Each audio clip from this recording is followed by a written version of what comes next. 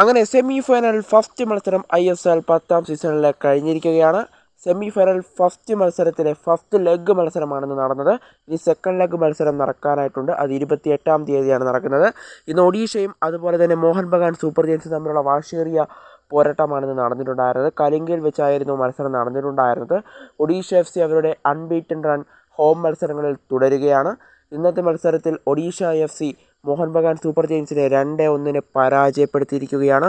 എന്തായാലും ഇത് ഒഡീഷയ്ക്ക് ഒരു അഡ്വാൻറ്റേജ് നൽകും. അടുത്ത സെക്കൻഡ് ലെഗ് മത്സരത്തിൽ ഇനി മോഹൻ ബഗാൻ്റെ ഹോമിൽ ചെന്നാണ് അവർ കളിക്കേണ്ടത്. മോഹൻ ബഗാനും ഹോം മത്സരങ്ങളിൽ നല്ല അഡ്വാൻറ്റേജ് പുലർത്തുന്ന ടീമാണ്. അതുകൊണ്ട് തന്നെ മോഹൻ ബഗാനിൽ തിരിച്ചടിക്കാനുള്ള സാധ്യതകൾ നമ്മൾ കാണുന്നുണ്ട്. ഒഡീഷ കരുതിയിരിക്കുക തന്നെ വേണം. എന്തായാലും ഇന്നത്തെ മത്സരത്തിൽ റെഫറി ഒഡീഷയെ കുറെ സഹായിച്ചു എന്നത് നമ്മൾ കണ്ടാൽ തന്നെ നമുക്ക് മനസ്സിലാകും.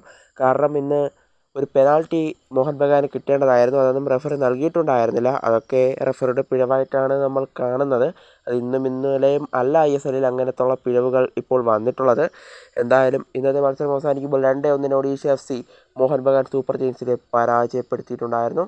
എന്തു തന്നെയാലും ഇനി സെക്കൻഡ് ലെഗ് മത്സരമാണ് നടക്കാനുള്ളത്. ഇനി ISL സെമി ഫൈനൽ 2ാം മത്സരത്തിൽ നാളെ മുംബൈ ഗോവയെ നേരിടും.